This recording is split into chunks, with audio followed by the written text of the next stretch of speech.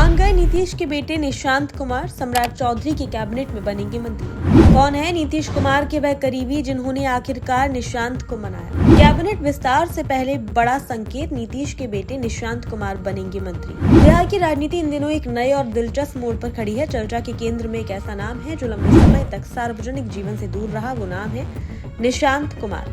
अब वही निशांत न सिर्फ सक्रिय राजनीति में कदम रख चुके हैं, बल्कि मंत्री बनने की दिशा में भी आगे बढ़ते नजर आ रहे हैं। ये बदलाव अचानक नहीं है, बल्कि इसके पीछे एक लंबी राजनीतिक रणनीति और कई वरिष्ठ नेताओं की भूमिका छिपी हुई है। सबसे बड़ा सवाल यही उठ रहा है कि आखिर निशांत कुमार, जो पहले बिना चुनाव जीते कोई पद लेने को तैयार नहीं थे, मंत्री बनने के लिए कैसे राजी हो गए?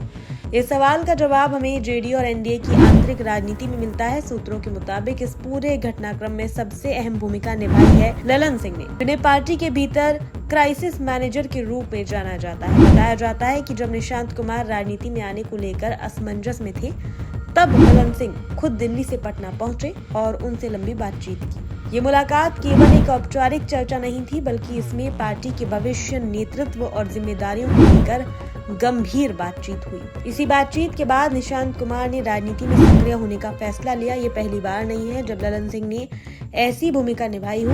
नीतीश कुमार के साथ उनका राजनीतिक रिश्ता काफी पुराना और भरोसेमंद रहा है। जेडीयू में जब जब संकट आया, ललन सिंह ने आगे बढ़कर उसे संभाला। यही वजह है कि पार्टी के अंदर उनकी बात को काफी महत्व दिया जाता है और उनके सुझावों को गंभीरता से लिया जाता है। निशांत कुमार के राजनीति में आने के फैसले में केवल ललन सिंह ही नहीं, बल्कि संजय झा और विजय चौधरी जैसे नेताओं की भी महत्वपूर्ण भूमिका रही है। इन नेताओं ने मिलकर निशांत को ये समझाने की कोशिश की कि अब समय आ गया है कि वे आगे आएं और पार्टी की जिम्मेदारी संभालें। शुरुआत में निशांत कुमार इस बात पर अड़े हुए थे कि वे बिना चुनाव जीते कोई बड़ा पद स्वीकार नहीं करेंगे। उनका मानना था कि पहले उन्हें जमीनी स्तर पर काम करना चाहिए और जनता का विश्वास जीतना चाहिए। ये सोच उन्हें एक जिम्मेदार और गंभीर नेता के रूप में दर्शाती है, लेकिन समय के साथ पार्टी की जरूरतें और परिस्थितियां बदलती गईं। जेडीयू के भीतर ये महसूस किया जाने लगा कि पार्टी को एक नए चेहरे की जरूरत है जो भविष्य में नेतृत्व की कमान संभाल सके, खासकर उस समय जब नीतीश कुमार राष्ट्रीय राजनीति में अपनी भूमिका को और विस्तार देने की दिशा में आगे बढ़ रहे हैं। ऐसे में निशांत कुमार को आगे लाना एक रणनीतिक कदम के रूप में देखा जा रहा है। राजनीतिक विश्लेषकों का मानना है कि निशांत कुमार का राजनीति में आना केवल एक पारिवारिक उत्तराधिकार का मामला नहीं है,